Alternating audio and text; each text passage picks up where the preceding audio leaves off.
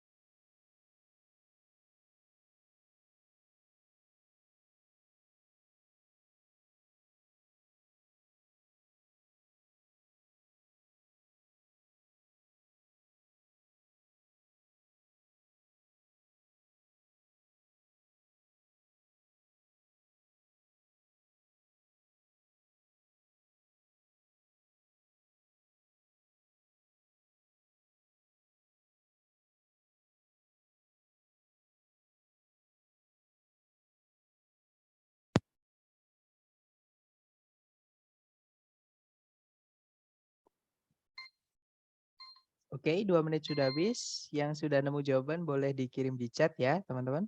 Kemudian nanti kita bahas bersama.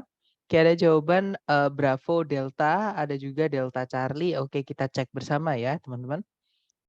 Di situ nomor 1 pertanyaannya adalah, di manakah di dalam teks penulis itu menyebutkan nama dari bayi berang-berang?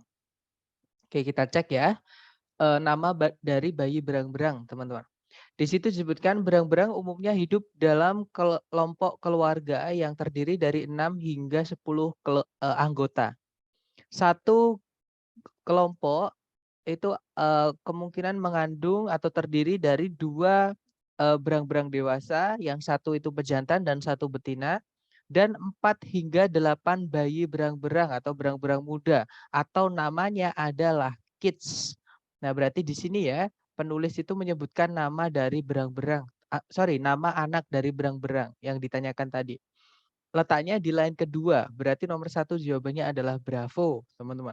Kemudian nomor 4, di manakah di teks penulis itu menyatakan alasan kenapa anak berang-berang itu harus meninggalkan rumah orang tuanya. Nah, tadi belum ada ya alasan dia harus atau anak berang-berang harus meninggalkan rumah orang tuanya. Berarti kita lanjutkan scan dan skimnya.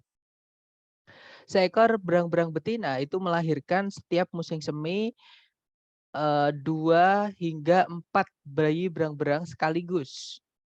Bayi berang-berang ini tinggal bersama orang tua mereka sampai mereka berumur 2 tahun.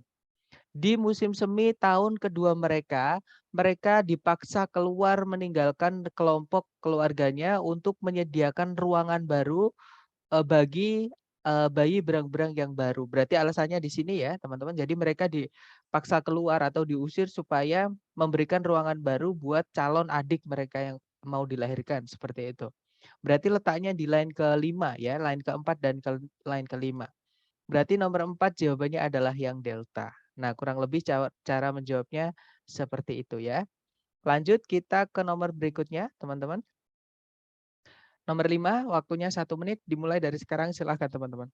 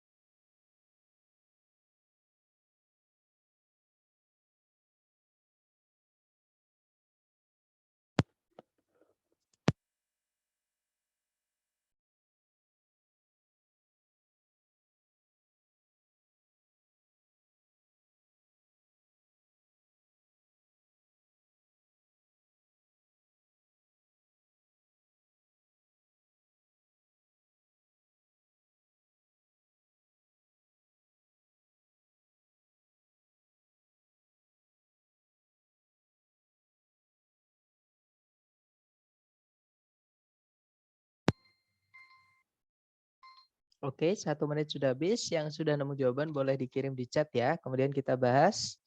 Di situ nomor 5 pertanyaannya adalah, di manakah di dalam teks penulis itu membahas definisi modern dari chamber music atau musik ruangan ya, teman-teman. Di situ disebutkan chamber music received its name. Jadi dia pakai lampau, berarti dulunya ya. Jadi musik ruangan itu dulunya mendapatkan namanya karena dia awal mulanya itu atau aslinya itu dimaksudkan untuk dipertontonkan di dalam ruangan-ruangan kecil di rumah-rumah pribadi, bukan di aula-aula konser yang besar atau teater. Sekarang dia telah berevolusi, maksudnya pengertiannya tadi atau namanya tadi ya. Jadi definisinya itu telah berevolusi menjadi grup musik kecil yang di dalamnya setiap performer itu memainkan bagian-bagian individu. Seperti itu. Berarti letaknya itu tadi ya di kalimat kedua, di line kedua dan line ketiga, teman-teman, yaitu definisi modern dari chamber musik. Berarti jawabannya adalah yang alfa ya, teman-teman, line 2 dan line 3 seperti itu. Oke, lanjut lagi ke nomor 8 dan nomor 9 dicoba dulu 2 menit dimulai dari sekarang, silakan teman-teman.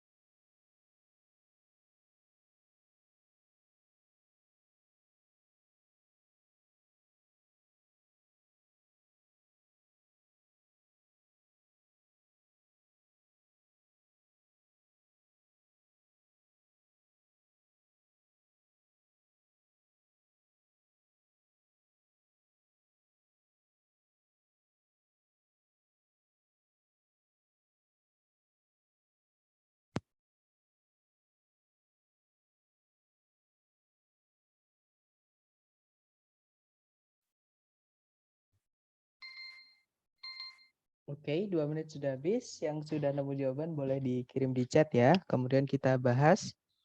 Kira jawaban Alpha Charlie ya. Kita cek bersama. Di situ nomor 8 pertanyaannya. Di manakah di teks penulis itu menulis daftar dari komponen dari campuran logam seng. Oke, atau zinc alloy ya. Zinc alloy itu disebutkan kita baca di kalimat pertama. Sudah menjadi hal yang wajar atau hal umum seperti itu ya untuk melapisi logam seperti misalnya besi dan baja dengan sebuah lapisan pelindung dari seng atau sebuah campuran logam yang terbuat dari seng yang dicampur dengan aluminium, kadmium atau tin di sebuah proses yang dikenal sebagai galvanization. Nah, intinya di situ tadi disebutkan campuran logam yang dibuat dari seng sama campurannya tadi ya. Berarti letaknya di line kedua ya, teman-teman. Nah, line kedua itu disebutkan di alfa. Berarti nomor 8 jawabannya adalah yang alfa. Kemudian nomor 9, di manakah di teks penulis itu menyajikan proses yang kurang sering digunakan dari galvanization. Oke, kita baca lagi di kalimat berikutnya. Jadi tujuan untuk galvanization adalah mencegah karatan dari besi atau baja. Metode yang paling sering atau paling umum ya untuk menggalvanisasi logam adalah proses galvanisasi hot dip atau celup panas ya teman-teman. Di proses ini logam besi dan baja itu dicelupkan ke dalam sebuah bak yang berisi cairan panas dari campuran logam seng untuk membentuk lapisan pelindung kira-kira tebalnya 0,003 inci. Kemudian itu tadi yang paling sering ya, yang ditanyakan adalah yang kurang sering, teman-teman. Kemudian metode yang lain dari galvanisasi yang tidak sesering dari sebelumnya tadi, maksudnya dari hot dip galvanizing tadi ya, adalah proses yang dikenal sebagai electrogalvanizing. Berarti di sini tempatnya, teman-teman. Karena ada kata that is not as common, yang tidak sama seringnya. Berarti yang kurang sering seperti itu ya. Letaknya di line ke-6 dan line ke-7. Berarti nomor 9 jawabannya adalah yang Charlie ya. Oke, itu tadi teman-teman. Oke, nice. Kita lanjut. Nah, jenis soal berikutnya yang cara mengerjakannya teman-teman harus melakukan scan dan skim dulu, itu adalah pronoun reference. Nah, tapi enaknya di pronoun reference ini nanti letaknya dikasih tahu, teman-teman. Sama soalnya dikasih tahu. Misalnya pronoun reference sendiri artinya adalah rujukan kata ganti ya, teman-teman. Nah, nanti biasanya pertanyaannya berbunyi kata ganti A di line ke B, jadi dikasih tahu tempatnya sama soalnya di mana. Seperti itu. Oke. Nah, cara mengerjakannya karena di situ disebutkan ya, teman-teman letaknya di line ke berapa. Teman-teman baca dari kalimat sebelum kata itu disebutkan. Jadi 2 kalimat yang nanti teman-teman baca ya. Kalimat sebelum kata itu disebutkan sama kalimat yang mengandung kata tersebut. Kemudian teman-teman pahami, nanti akan ketemu. Di situ kata gantinya maksudnya menggantikan siapa. Seperti itu. Oke. Nah, untuk contoh soalnya seperti ini, teman-teman. Sama ya, kalau reading pokoknya jangan dibaca teksnya. Kita baca soalnya dulu. Di situ soalnya berbunyi, kata ganti they di line kelima merujuk kepada they di line kelima. Nah, di situ ditebeli, teman-teman. Nah, kita bacanya dari kalimat sebelumnya. Jadi dari kalimat sebelum kata itu disebutkan, yaitu dari sini ya berarti. Kalimatnya berbunyi, supaya bertahan hidup, tanaman-tanaman ini telah mengembangkan mekanisme untuk menjebak serangga di dalam bungkus mereka atau di dalam daun-daun mereka, seperti itu ya. Kemudian mereka memiliki cairan-cairan pencernaan untuk mendapatkan nitrogen yang dibutuhkan dari serangga-serangga tadi, maksudnya yang dijebak tadi. Nah, berarti they di sini yang menjebak serangga tadi, ya, yaitu tanaman-tanaman, yaitu these plants. Oke, kita cek ABCD. Yang alpha humid areas atau area-area yang lembab, bukan ya. Kalau yang bravo these plants, tanaman-tanaman ini. Nah, ketemu ya, jawabannya adalah yang bravo. Nah, dari contoh soal mungkin ada yang mau ditanyakan dulu sebelum ke latihan buat teman-teman, silakan. Nggak ada ya, teman-teman. Kalau nggak ada, kita lanjut ke latihan soal. Di sini ada satu soal, berarti waktunya 1 menit. Dimulai dari sekarang, silahkan teman-teman.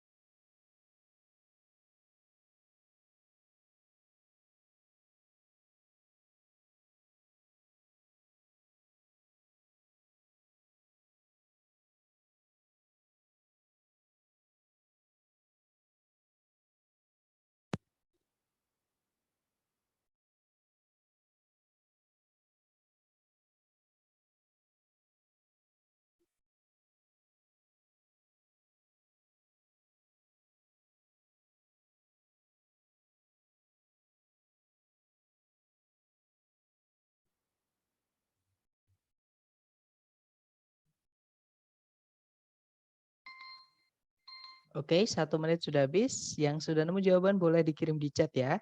Oke, jawaban Bravo atau Charlie. Kita cek bersama, teman-teman. Di situ pertanyaannya berbunyi, kata ganti it di line kedua merujuk kepada it di line kedua. Berarti Itu ya setelah titik itu teman-teman. Kita baca dari kalimat pertama, oke. Di situ kalimat pertama berbunyi, bulan purnama yang terjadi paling dekat dengan titik balik matahari diketahui sebagai harvest moon atau bulan panen gitu ya. Dia merupakan sebuah bulan yang cerah yang membuat para petani itu bekerja lembur sampai malam untuk beberapa malam. Nah, bulan yang cerah di sini yang dimaksud itu adalah the full moon that occurs near the equinox of the sun ya, atau bulan purnama yang terjadi paling dekat dengan titik balik matahari, atau nama lainnya adalah bulan panen. Nah, kita cek kita cek salah satu ya, teman-teman yang ada di pilihan ganda. Yang alpha di equinox titik balik bukan ya. Kalau yang bravo the sun matahari juga bukan, karena yang dimaksud di situ adalah bulan purnama. Kalau yang Charlie the harvest moon bulan panen. Nah, ketemu jawabannya adalah yang Charlie ya, teman-teman. Kalau yang delta the night malam hari itu juga bukan. Oke, jawabannya yang Charlie. Lanjut ke nomor berikutnya, nomor 3. Dicoba dulu 1 menit dimulai dari sekarang. Silahkan teman-teman.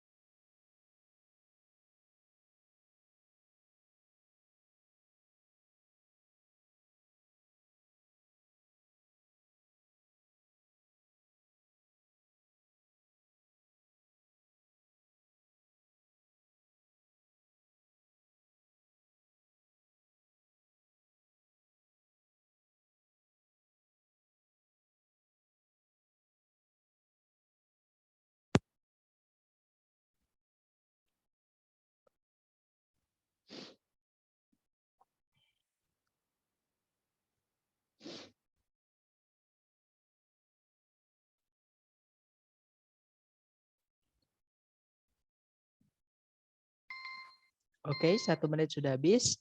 Yang sudah nemu jawaban boleh dikirim di chat, teman-teman. Oke, ada jawaban alfa dan semuanya menjawab alfa. Kita cek bersama. Di situ nomor 3 pertanyaannya adalah kata ganti it di line kedua merujuk kepada it di line kedua. Yang ada garis bawahnya itu ya, teman-teman. Berarti kita baca dari kalimat sebelumnya yaitu kalimat pertama. Kalimat pertama berbunyi, Mardi Gras yang berarti hari Selasa gemuk dalam bahasa Prancis diperkenalkan ke Amerika oleh penjajah Prancis di awal abad ke-18. Sejak saat itu dia telah tumbuh menjadi populer khususnya di New Orleans dan saat ini dia menjadi hari libur resmi di beberapa negara bagian selatan dari negara tersebut, maksudnya Amerika Serikat ya.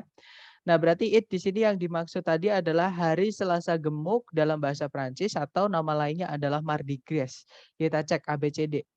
Yang alfa Mardi Gras. Nah, ketemu langsung ya, jawabannya adalah yang alfa, teman-teman. Oke, nice. Kita lanjut lagi ke nomor berikutnya. Oke, nomor 10. Waktunya 1 menit dimulai dari sekarang. Silahkan, teman-teman.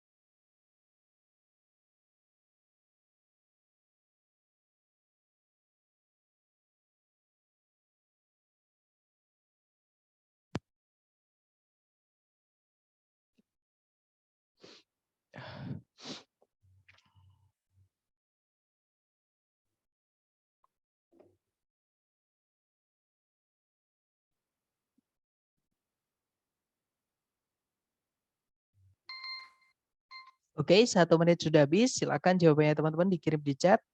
Oke, dan saya lihat semuanya menjawab delta. Kita cek bersama ya. Di situ nomor 1 pertanyaannya, kata they di line kelima merujuk kepada they di line kelima ya, teman-teman. Nah, berarti setelah titik koma, berarti kita baca dari sebelum titik koma ya, subjek predikat sebelumnya.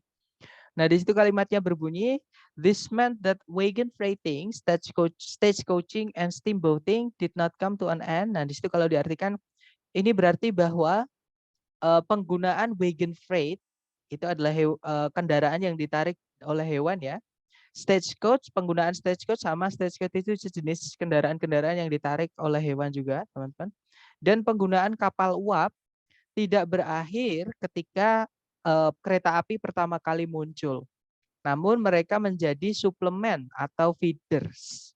Oke, berarti di situ yang dimaksud mereka menjadi suplemen atau feeder tadi ya yang kendaraan-kendaraan yang disebutkan tadi yaitu wagon freight, stagecoach sama steamboat ya, teman-teman, yang dimaksud tidak berakhir ketika kereta api pertama kali muncul. Berarti jawabannya adalah yang delta, steamboats, kapal uap, wagons dan stagecoaches itu adalah kendaraan-kendaraan yang ditarik oleh binatang seperti itu. Oke, lanjut lagi teman-teman ke nomor berikutnya. Nomor 11 terakhir ya, waktunya 1 menit dimulai dari sekarang, silakan teman-teman.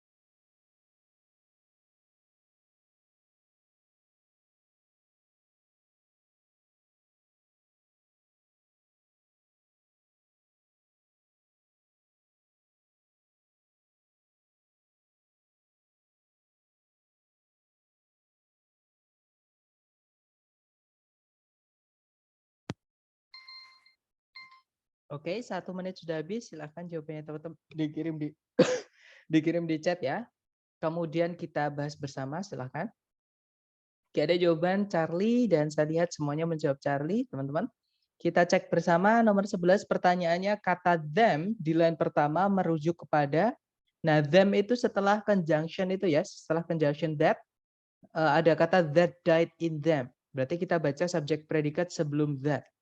Yaitu kalimat pertama, kalimatnya berbunyi, gua itu telah menyimpan, ini maksudnya gua apa ya, kayak lubang di batu, ada ruangannya seperti itu ya teman-teman. Jadi gua itu telah menyimpan tulang belulang dari berbagai macam jenis binatang yang mati di dalamnya. Nah, di dalamnya apa? Di dalamnya gua tadi, ya, yang mati di dalamnya gua tadi. Berarti them di sini maksudnya adalah caves. Oke, berarti jawaban nomor 11 adalah yang Charlie. Alright, good job teman-teman. Nah, itu tadi adalah 2 jenis soal yang cara mengerjakannya adalah teman-teman harus melakukan scan dan skim dulu ya, atau membaca cepat dulu. Nah, sebenarnya masih ada soal-soal 3 soal lagi yang cara mengerjakannya adalah scan dan skim dulu ya. Kita lanjutkan besok seperti itu, teman-teman. Nah, tapi sebelum saya tutup, mungkin ada yang mau ditanyakan dulu dari teman-teman, silakan.